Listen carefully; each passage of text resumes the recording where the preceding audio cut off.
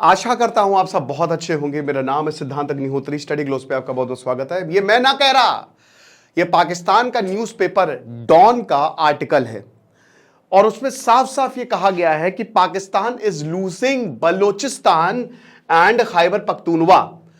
क्या भारत बलोचिस्तान को आजाद कराएगा?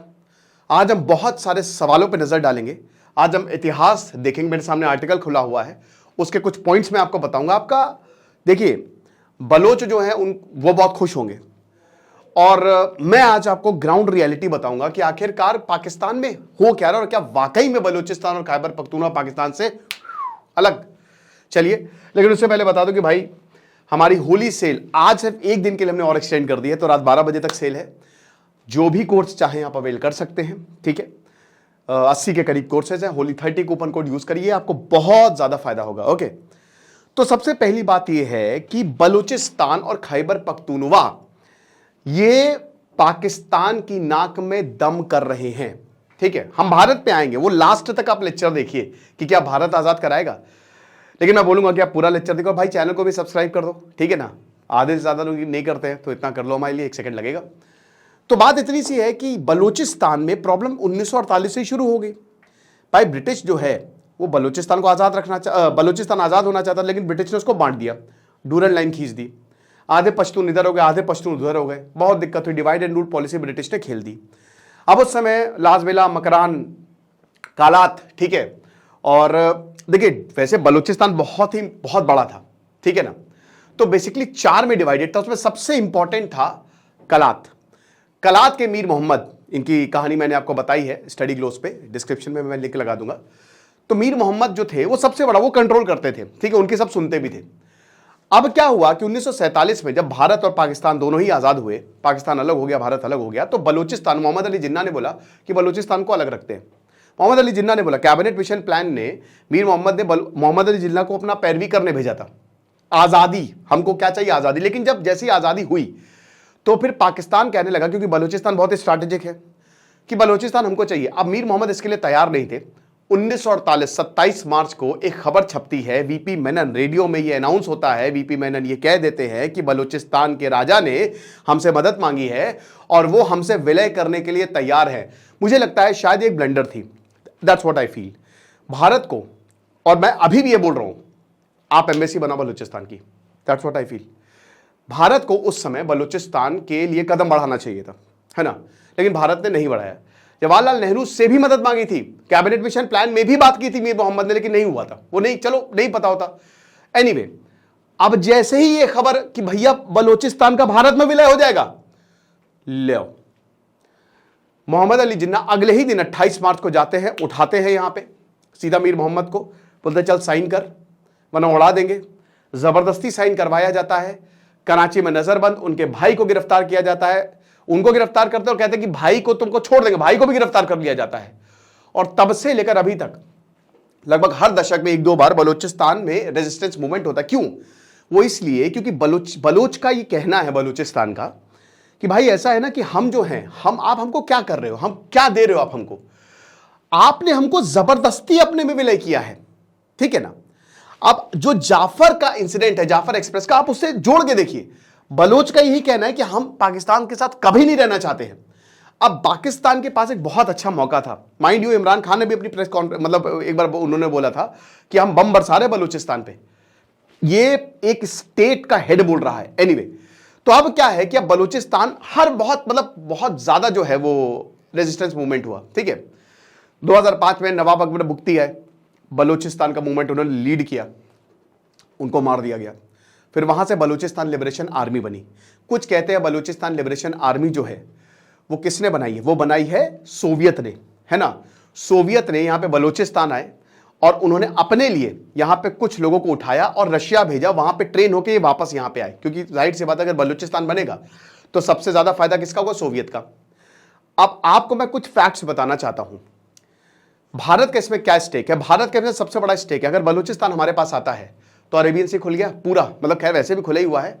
आप उधर आसानी से अफगानिस्तान और ईरान जा सकते हो, कोई दिक्कत नहीं। बहुत बड़ा बॉर्डर शेयर करता है। मिनरल्स आपके पास होंगे, सब कुछ होगा। हिंगलाज माता का मंदिर है बलूचिस्तान में। आज भी सिंध से बहुत सारे लोग जो हैं पैदल जाते हैं। इनफैक्ट कुछ मुस्लिम भी हिंगलाज माता मंदिर की पूजा करते हैं। यह चीज है। एक और चीज बताऊं, जहां पे चाइना ने अपना पूरा ग्वादर बनाया उसके बगल में एक गांव है जो पूरा हिंदू गांव है। बलूचिस्तान में भी ठीक ठाक पॉपुलेशन है, हालांकि वैसे तो आपको पता है कि माइनॉरिटी ही है वहां पे, लेकिन जो वहां पे हिंदू या फिर सिख रहते हैं वहां पे ठीक ठाक पॉपुलेशन है। बलूचिस्तान पाकिस्तान का 40% एरिया है। इतना बड़ा एरिया है, सबसे बड़ा एरिया बलूचिस्तान है, लेकिन यहां पे कुछ नहीं है। अब कुछ और चीजें सुन लीजिए बलूचिस्तान के बारे में। पहले हम बलूचिस्तान की बात करेंगे, फिर खैबर पख्तूनख्वा, फिर भारत पे आएंगे। बलूचिस्तान में पाकिस्तान ने दमन की नीति जो है वो अपनाई है। किल एंड डंप, मारो और बात करने की नहीं, दमन की नीति। आज यहां के पूर्व सीएम जो है वो बोल रहे हैं कि भाई पाकिस्तान बलूचिस्तान में 1 इंच भी जमीन कंट्रोल नहीं करता है। बलूचिस्तान में एक पपेट गवर्नमेंट चल रही है जो पाकिस्तान ने बिठाई हुई है। यहां की जो पॉलिटिकल पार्टी है, अतर की पॉलिटिकल पार्टी, वो ये कह रही है कि भाई हम तो संविधान के तहत चाहते हैं कि सोल्यूशन मिल जाए, हम आजाद नहीं होंगे, आप हमको हमारे राइट्स दे दीजिए। पाकिस्तान वो भी नहीं दे रहा है। उनकी आर्मी, उनकी क्रिकेट टीम, आप कहीं पे भी देख लीजिए, पंजाबियों का वहां पे बोलबाला है। पाकिस्तान के जो पंजाबी है वो बाकी सबको सेकंड क्लास सिटीजन समझते हैं। ये सच्चाई है, ये बनी रहेगी। बलूचिस्तान में क्या हुआ कि पाकिस्तान ने बोला साले तुम अभी बताते, तुम्हारी टांग ना तोड़ दी ना, टांग छोड़िए, टांग काट देते हैं। यहां पे यहां लोगों को उठाया जाता है, 10-10 साल के बच्चों को उठा लिया जाता है ना, छात्रों को उठाया जाता है, औरतें कई बार गायब कर दी जाती। क्यों? अगर वो एक्टिविस्ट है, अगर वो जर्नलिस्ट है, कोई भी अगर उनके लिए खतरा है, कोई भी अगर मोहम्मद अली जिन्ना के या जो भी पॉइंट प्रोग्राम्स हैं अगर उनके बारे में बोलता है, उनके खिलाफ जाता है, पाकिस्तान के खिलाफ, वो रातों रात गायब हो जाता है। अब तो काउंटर टेररिज्म यूनिट है यहां पे जो रातों रात गायब कर देती है। और जो बच के आए हैं वो ऐसा टॉर्चर बताते हैं ना कि नाखून उखाड़े जाते हैं, उल्टा लटकाया जाता है, खाना नहीं दिया जाता है, हमको बिजली के झटके दिए जाते हैं, हमारे प्राइवेट पार्ट्स काट दिए जाते हैं, अगर बच गए तो बच गए वरना फेंक देते हैं। बीबीसी ने एक रिपोर्ट की थी, आप आर्टिकल दो मैं दे दूंगा, मैं तो नहीं दूंगा लेकिन आप पढ़ लीजिएगा। 2016 में एक आर्टिकल बीबीसी ने छापा था, इसी पे पूरी एक रिपोर्ट की थी। ह्यूमन राइट्स वॉच कमीशन ने पाकिस्तान को बताया, आईना दिखाया, लेकिन पूरी दुनिया चुप है, वेस्ट चुप है, क्योंकि अमेरिका नहीं चाहेगा कि यह प्रॉब्लम सामने आए। ठीक है ना? तो बलूचिस्तान के हालात बहुत खराब है। उधर चाइना, सारे रिसोर्सेज इन्होंने चाइना को दे दिए हैं। पाकिस्तान की जो बिजली है वो बलूचिस्तान से आ रही है, लेकिन बलूचिस्तान वालों को क्या मिला? अभी मैं खबर देख रहा था दोस्तों, एक रिपोर्ट पढ़ रहा था आपको, अभी जाफर एक्सप्रेस हाईजैक हुई। जाफर एक्सप्रेस हाईजैक हुई, वहां पे मृतक जो है या फिर जो घायल है उनको एम्बुलेंस से ले जाना था। बलूचिस्तान में हॉस्पिटल है नहीं, बहुत कम गिने चुने हॉस्पिटल है, और जिस रोड से ये आ रहे थे ना वो बहुत ही उबड़ खाबड़ गड्ढों से। ये डेवलपमेंट किया है यहां पे पाकिस्तान ने बलूचिस्तान में। पाकिस्तान के पास एक बहुत अच्छी अपॉर्चुनिटी थी, लेकिन उसने क्या किया? कुछ नहीं किया उसने। टिपिकल पाकिस्तान की, नहीं नहीं हम नहीं करते, हम तुम्हारी औकात ही नहीं है तुम्हारी कुछ भी करने की। ये हुआ है बलूचिस्तान के साथ। ठीक है, लोगों को मारा गया, उनको वंचित रखा गया है। जो बेचारे थोड़ी बहुत नौकरी करते थे, मछली अच्छली पकड़ते थे, वो भी चाइनीज अब वहां पे जाने नहीं दे रहे। तो आप एक बात बताइए, जब इतना ज्यादा दिमाग खराब हुआ है यहां पे, तो क्या बलूचिस्तान चुप बैठेंगे? है ना? आपने उनके हर एक लीडर को मार दिया है, कोई नहीं बचा है ना। आप उनको सीटें दे रहे, कुछ नहीं दे रहे। You are giving them, you are not, कुछ नहीं है वहां पे। तो बीएलए का फिर उदय होता है, बलूचिस्तान लिबरेशन आर्मी आती है। अब देखो बेटा, आ जाओ, बलूचिस्तान लिबरेशन आर्मी ने क्या किया है अब आपको मैं ये भी बता देता हूं। ठीक है ना? 2006 के बाद से बलूचिस्तान में एक नया फेज आता है। बलोच ने कहा कि भाई बहुत हो गया, बहुत हुआ सम्मान, ये ऐसे नहीं मानेंगे, हमने बहुत हाथ पैर जोड़ लिए, ये हमारा दमन कर रहे हैं। यही पॉलिसी है बलूचिस्तान की, पाकिस्तान की। बलूचिस्तान ने बोला आ जाओ मैदान में। रशिया की मदद मिली, तालिबान जो है वो आ गया। बलूचिस्तान ने अपनी एक आर्मी बना ली जिसको नाम दिया गया बलूचिस्तान लिबरेशन आर्मी। इनके बिगेस्ट एनिमी कौन थे? पाकिस्तान से ज्यादा इनके बिगेस्ट एनिमी थे चाइना, क्योंकि चाइना ने इनकी रोजी रोटी खा ली है। जो भी यहाँ पे चाइनीज वर्कर्स भी हैं, मतलब जो काम करते हैं वो भी बलूच नहीं है, वो भी बाहर के हैं। तो एक तरीके से इनके पास कुछ भी नहीं बता। इसीलिए हर एक बलूच जो है ना इस समय आजादी के लिए लड़ रहा है। ये सच्चाई है, दिस इज द रियलिटी। तो जो बिगेस्ट एथनिक इंसर्जेंट ग्रुप्स हैं वो बलूचिस्तान प्रोविंस में है, और ये पाकिस्तान को इसीलिए टारगेट कर रहे हैं क्योंकि एक तो पाकिस्तान और चाइना ने इनके रिसोर्सेस खा लिए हैं पूरी तरीके से। जो इनका सबसे इंपॉर्टेंट स्ट्रैटेजिक पोर्ट है, gold and copper mine, gold copper uranium यहां पे भर भर के आपको मिलेगा, तेल, नेचुरल गैस। ठीक है, ऐसी यहां पे डेमोग्राफी है। बलोच लोगों ने यही बोला है कि पाकिस्तान सिर्फ हमको एक्सप्लॉइट करती है, इसीलिए 2011 में इन्होंने माजिद ब्रिगेड बना ली। ठीक है, आ जाओ बेटा। अब इन्होंने बलूचिस्तान में हमले करने शुरू किए, एक एक करके इन्होंने अपनी ब्रिगेड बनाई, एक्सपैंड किया, बहुत सारे लड़ाके शामिल हुए। फिर इधर खैबर पख्तूनवा में भी जो इधर यहाँ पे इंसर्जेंसी चल रही थी वो उसने और बल दिया। हथियार इनको जो अभी हथियार यूज हुए उच्च कोटि के हथियार, आप अंग्रेजी देखिए इनकी, मीम चल रहे हैं कि भैया पाकिस्तान के प्रधानमंत्री की क्या अंग्रेजी होगी जो यहाँ पे बलोच का रिबेल बोल रहा है। आप अंग्रेजी देखिए, अच्छे खासे लोग यहां पे काम कर रहे हैं, आप समझ रहे हो, वेल एजुकेटेड लोग यहां पे काम कर रहे हैं, प्रॉपर स्ट्रैटेजिकली यहां पे काम कर रहे हैं। पाकिस्तान हार रही है ना। तो अब क्या है कि जो सेपरेटिस्ट ग्रुप है बलोच लिबरेशन फ्रंट, 2024-23 में उन्होंने अपनी इंसर्जेंसी को वो अलग ही फेज पे ले गए, क्योंकि इधर तालिबान उनको पूरा सपोर्ट कर रहा है। हालांकि तालिबान ने इस चीज से डिनाई किया है, लेकिन ये सच बात है कि तालिबान सपोर्ट कर रहा है। अब आप देखिए 2023 में इन्होंने 116 हमले किए, 2024 में ये बढ़ के 504 हो गए, 5 गुना ज्यादा। डेथ 88 थी, अब 388 होगी।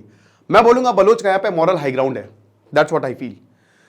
उन्होंने देखिए जो उन्होंने किया कि लोगों को मारा वो गलत है। मैं भाई देखिए क्योंकि बेगुनाह है, लोगों का क्या, बस रोकी, आईडी कार्ड देखे पंजाबी है मार दिया, बेगुनाहों को नहीं मारना है आपको।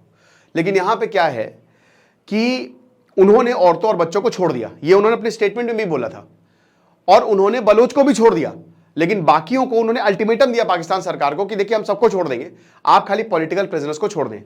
पाकिस्तान ने नहीं माना। पाकिस्तान कह रहा है कि 33 मतलब बहुत ही कम प्रिजनर वो जो प्रिजनर्स है वो मरे हैं, लेकिन बलोच कह रहे हैं कि भैया 100 से ज़्यादा है ये, और पाकिस्तान कहीं ना कहीं झूठ भी बोल रहा है। 2024 में कोयटा के रेलवे स्टेशन में जो सुसाइड बॉम्बिंग हुई 24 नवंबर को, उसमें 25 सिविलियंस जो हैं वो मारे गए। ये अभी तक का सबसे बड़ा केस था बॉम्ब ब्लास्ट का, ठीक है ना। उसके बाद सीपेक, चाइना के ऑफिशियल्स को इन्होंने टारगेट किया है ना। चाइना के भाई ऑफिशियल्स को, जहां पे भी चाइना पे अटैक होता है वहां पे बलूचिस्तान जो है प्रेजेंट होता है। इनका एक मीडिया आउटलेट है हक्काल, बलूचिस्तान अपने एजेंडा को, अपने प्रोपागेंडा को फैलाता है इससे, ठीक है। लो क्वालिटी वीडियो नहीं बताना है ये, मैं क्या बोल रहा हूं, इनकी एक प्रॉपर यूनिट है मेरे भाई। 2018 से 2024 तक 89 प्रोपागेंडा वीडियो निकाले हैं कुछ पब्लिकेशन, और मेरे भाई 41% इसमें कॉम्बैट एक्शन के हमने क्या सहा है, हम ये डॉक्यूमेंट्री बना रहे हैं, ये हाई क्वालिटी वीडियो प्रोड्यूस कर रहे हैं, एक अच्छा खासा बॉलीवुड डायरेक्टर शर्म आ जाए, आप समझ रहे हो। तो ये क्यों है कि ज्यादा लोगों को रिक्रूट किया जाए, उनको मोटिवेट किया जाए कि हम आपके लिए लड़ रहे हैं और प्लीज आप आ जाइए, ठीक है ना। बहुत सारे ऐसे 5 प्रोपेगेंडा अपील्स किए इन्होंने, है ना। ग्रुप ने अभी 5 प्रोपेगेंडा पे काम कर रहे हैं। सबसे पहला प्लेन फोक्स, जो आम नागरिक है वो इससे जुड़े, फिर बैंड वैगन, ठीक है, then card stacking, name calling और ग्लिटरिंग जनरलिटीज, ठीक है, कि सच्चाई आपको हम बता रहे हैं, जो भी आपके पास है उन सबसे आप हमारे साथ जुड़े, अपने प्रोपेगेंडा वीडियोस में ये बताते हैं, डिजिटल मीडिया का ये सहारा लेते हैं, ठीक है। अब जाफर एक्सप्रेस लंबा सफर है, 34 घंटे में ये सफर तय होता है, 1600 किलोमीटर, बोरिंग वैसे तो बहुत ही सैनिक रूट है, ठीक है ना। इसको निशाना बनाया, बहुत ही सोफिस्टिकेटेड और एग्रेसिव स्ट्रैटेजीज जो है वो अपनाई ताकि स्टेट इंफ्रास्ट्रक्चर को खत्म किया जा सके, ठीक है। मोहम्मद आमिर राना जो कि डायरेक्टर हैं, और याद रखिएगा मैं भारत में किसी ने नहीं, डॉन में छपा है आर्टिकल, ये बता रहे हैं, Pakistan institute for piece studies के ये डायरेक्टर हैं, ये कहते हैं कि जो अभी बीएलए अटैक्स हो रहे हैं जैसे बरखान, सिबी, हरनाई, ये टेरर, ये अब क्या, पहले ये एक ही जगह बलूचिस्तान जो है वो कॉन्सेंट्रेटेड था, अब ये पूरी जगह सेंट्रल बलूचिस्तान में ये हमला कर रहे हैं, साउथ में हमला कर रहे हैं, वेस्ट में हमला कर रहे हैं, हर जगह ये हमला कर रहे हैं। कोहलू, बरखान, सिबी और एडजस्टेंट एरिया में यहां पे ट्राइबल चीफ है, और कहीं ना कहीं ऐसा लग रहा है कि अब ये लोग भी इनका साथ दे रहे हैं, यानी कि एक तरीके से पब्लिक भी इनके साथ है। तो यहां ट्राइबल चीफ से लेकर मिडिल क्लास लीडर, स्टूडेंट्स तक बलूचिस्तान लिबरेशन आर्मी में, क्योंकि उनको पता है कि एक बार बलूचिस्तान अलग हुआ ना, सत्ता हमारे हाथ में आएगी और फिर हम चीजों को बहुत बेहतर तरीके से काम कर सकते हैं। तो ये सारी बातें बोली है। चाइनीज नेशनल की बात करें तो अक्टूबर 2024 में 2 चाइनीज इंजीनियर्स को इन्होंने काम तमाम कर दिया। मार्च में टीटीपी और आईएसके को खत्म कर दिया, मतलब टीटीपी और आईएसके ने यहां पे एक सुसाइड अटैक दासू डैम पे किया। फिर अभी मार्च की बात करें, ठीक है, 2 साल पहले, तो वहां पे एक बॉम्ब डेटोनेट हुआ ग्वादर पोर्ट के पास। तो ऐसे कई सारे यहां पे इन्होंने चाइनीज उस पे हमले किए हैं, ठीक है। उसके बाद इनकी जो यूनिट्स हैं, बलूचिस्तान लिबरेशन आर्मी तो है ही है, माजिद ब्रिगेड है, आपकी BRAS है, ठीक है, ये जितनी ये स्पेशलाइज्ड यूनिट्स हैं जो कि बलूचिस्तान के अंडर काम कर रही हैं। तो ये तो बलूचिस्तान की बात हुई। खैबर पख्तूनवा पे आ जाओ। खैबर पख्तूनवा का भी सेम है ना। खैबर पख्तूनवा की बात करें तो वहां पे TTP और IS के खुरासन जो है वो एक्टिव है। अब मैं आपको थोड़ा सा अटैक के बारे में बता देता हूं, ठीक है, जो ग्रोइंग टेररिज्म है। जाफर एक्सप्रेस आपने बोला, खैबर पख्तूनवा में 2 दिन के अंदर अंदर 2 हमले हुए। आज एक मस्जिद पे हमला हुआ, कल यहां पे फ्रंटियर कॉर्प्स पर हमला हो गया, ठीक है। उसके बाद 28 फरवरी को एक और मस्जिद पे हमला हुआ था, याद रखिए, हक्कानिया नेटवर्क का जो मस्जिद था उस पे हमला हुआ। 4 मार्च को अभी जो 2 साइड, कल परसों जो है, 10 दिन पहले जो दो सुसाइड बॉम्बर्स हाफिज गुल बहादुर ग्रुप के north Waziristan based terror outfit है, उन्होंने व्हीकल लेके आए, उड़ा लिया अपने आप को, ठीक है ना। अटैकर्स मान लीजिए 18 मौतें हुई हैं, ठीक है। उसके बाद 3 मार्च को एक फीमेल सुसाइड बॉम्बर आई, BLA बलूचिस्तान लिबरेशन आर्मी, उसने सिक्योरिटी फोर्सेस के कॉन्वॉय को बलूचिस्तान के करात में वो अपने आप को डेटोनेट कर दिया, वो उड़ गई। उसके बाद बलोच राजी आजोई संगर BRA जो इनका सबसे खतरनाक ग्रुप है, अम्ब्रेला ग्रुप है जो कि बलोच इंसर्जेंट के साथ काम करता है, उन्होंने इंपॉर्टेंट हाईवेज, यहां के जो हाईवेज है ना बलूचिस्तान के, उनको मौत का डेड हाईवेज बोला जाता है, उसको हाईजैक कर लिया। पूरी जो इकोनॉमिक, लॉजिस्टिकल और military interest of the state है उसको खत्म, रोक के रख दिया, ठीक है। फिर दारुल उलूम हक्कानिया पे जो खैबर पख्तूनवा के नौशेरा डिस्ट्रिक्ट, वही मस्जिद, अभी 28 फरवरी को जो है भयानक हमला हुआ। 19 फरवरी को बलोच टेररिस्ट ने 7 लेबरर जो कि पंजाब से थे, वो लाहौर से यहां पे आ रहे थे, क्योंकि भाई नौकरी उनकी खा गए, मार दिया, जान से मार दिया, ठीक है ना। इससे पहले अगेन हाफिज गुल बहादुर ने एक हमला किया था जिसमें पुलिस ऑफिसर की जान गई थी कराची में। सो नॉट जस्ट बलूचिस्तान और Khyber Pakhtunkhwa, Karachi is also on the radar, ठीक है ना। तो ये मेजर टेरर इंसिडेंट है। पाकिस्तान में हर एक दिन एक आतंकी हमला हो रहा है, TTP इसमें इन्वॉल्व है। अब देखिए बलूचिस्तान में यहां जो इंसर्जेंसी जो आपको दिख रही है ये अलग है, लेकिन यहां पे ये रिलीजियस इंसर्जेंसी है, रिलीजियस बेस्ड टेररिज्म है, समझ रहे हो। हम सबको पता है कि TTP, हाफिज गुल बहादुर और लश्कर तैयबा और ये जो आपके ISK है, ये सब अमेरिका से खार खाए हैं। अमेरिका का ये एजेंडा है कि किसी भी तरीके से बलूचिस्तान या ये आतंकवादियों को ना ये हावी मत होने दो। सोवियत चाहता है कि ये सारे एरिया अलग हो जाए, अमेरिका नहीं चाहता है। पाकिस्तान, देखिए चाइना कह रहा है कि भैया इस एरिया में हम अपनी फौज उतार दें, पाकिस्तान नहीं करने देगा, क्योंकि अगर ऐसा किया तो अमेरिका गुस्सा आ जाएगा और अमेरिका पाकिस्तान को पैसे दे रहे। तो आप देख सकते हैं सब खिचड़ी पकी हुई है, लेकिन सबसे ज्यादा इसमें कौन पिस रहा है? पाकिस्तान, ठीक है ना। तो बेसिकली रिलीजियस बेस्ड टेररिज्म है। 2014 में एक ऑपरेशन चलाया गया था, ऑपरेशन ज़र्बे अजब, है ना। जितने भी टेरर आउटफिट्स है, पाकिस्तान ने बोला कि हम इसको डिसमेंटल करेंगे। अब ये इतना आसान नहीं था, काफी कॉस्टली ऑपरेशन था, फाइनेंशियली और ह्यूमन टर्म्स में भी। काफी लोग मारे गए, काफी लोग डिस्प्लेस हुए। पाकिस्तान ने यही किया है, मिलिट्री ऑफेंसिव किया, लेकिन पाकिस्तान फर्क नहीं करता, पाकिस्तान सबको मारेगा। जैसे मिलिट्री ऑपरेशन करती है तो आप यही देखते हो ना कि आतंकवादी मारे जाएं, पाकिस्तान क्या करता है कि सब पूरा जंगल ही जला दो, ठीक है। अगर जंगल में कोई ऐसे आदमखोर घूम रहा है तो पूरा जंगल जला दो, ये हिसाब किताब है, ठीक है। तो अब उसका नतीजा क्या हुआ कि जो ऑपरेशन चलाया पाकिस्तान ने वो तो बहुत ज्यादा सक्सेसफुल हुआ नहीं, बहुत लोग मारे भी गए। आज Pakistan second most effective nation है, मतलब टेरर के मामले में नाइगर के बाद दूसरे नंबर पे जो नाम आता है वो पाकिस्तान का आता है। 51% जो टोटल अटैक से 2024 में TTP ने किए हैं पुलिस फोर्स पे, और सबसे ज्यादा बलूचिस्तान में हुए हैं, ठीक है ना। ये हिसाब किताब। और ISKP ने भी अपने आप को सबसे डेंजरस टेरर ग्रुप है ये, और अपने आप को कंसोलिडेट कर लिया है, यानी कि एक तरीके से हाई प्रोफाइल आतंकी ग्रुप है, और इधर पाकिस्तान है, ठीक है। अब सबसे बड़ी बात यह है कि स्टेट का रिस्पॉन्स क्या है इन सबके बाद। आखिरकार पाकिस्तान कर क्या रहा है, मैं बताता हूं आपको पाकिस्तान कर क्या रहा है। पाकिस्तान दमन कर रहा है। पाकिस्तान का रिस्पॉन्स यही है कि हम जो है खत्म कर देंगे, हम बातचीत नहीं करने वाले। जो इस्लामिक एक्सट्रीमिस्ट है और सेपरेटिस्ट इंसर्जेंट्स, ये दो हैं, दोनों ही से थ्रेट है पाकिस्तान को। दोनों को ही पाकिस्तान ने अपने बच्चे की तरह पाला है, और आज वही बच्चे जो है ना वो बाप के लिए नासूर बन गए हैं कि बेटा निकल जाओ घर से, है ना, तुम्हारे लिए जगह नहीं है हमारे पास। तो मिलिट्री एक्शन ये कर रहे हैं कि हाँ मिलिट्री से ही चीजें जो है, काउंटर टेररिज्म यूनिट बना दिया, बहुत सारे यूनिट बना दिए, लेकिन भाई प्रॉब्लम यह है ना कि पाकिस्तान की एक तो वही जो मैंने दो आपको बताया कि एक्सट्रीमिज्म और सेपरेटिज्म, इकोनॉमिक हालात भी पाकिस्तान के बहुत ज्यादा खराब हैं। तो ये मल्टी फेसेड प्रॉब्लम है।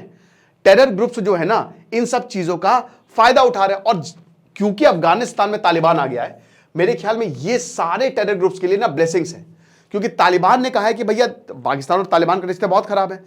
पाकिस्तान ने सोचा था कि बताइए तालिबान से जो मुजाहिदीन से हैं, जो लड़ाके हैं, वो हम कश्मीर भेजेंगे। आप देख लीजिए क्या हालात है।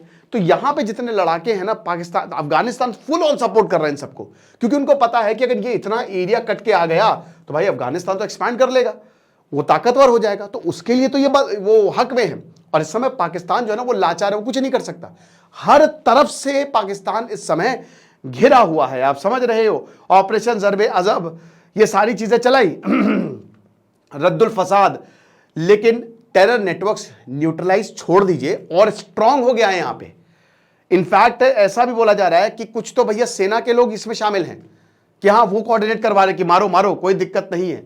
तो जब तक भाई पॉलिटिकल पार्टीज की बातें नहीं सुनी जाएगी, सिविल सोसाइटीज की बातें सुनी नहीं जाएगी, आप उनके राइट्स को नहीं देखोगे, तब तक वो नहीं मानेंगे। आप समझ रहे हो, ये हिसाब किताब है। और इसी की वजह से इतने ज्यादा हमले हुए हैं भाई। अब हर देश जो है पाकिस्तान से कन्नी काट रहा है। अब एक टेररिज्म को हटाने के लिए यहाँ नेशनल एक्शन प्लान बनाया गया।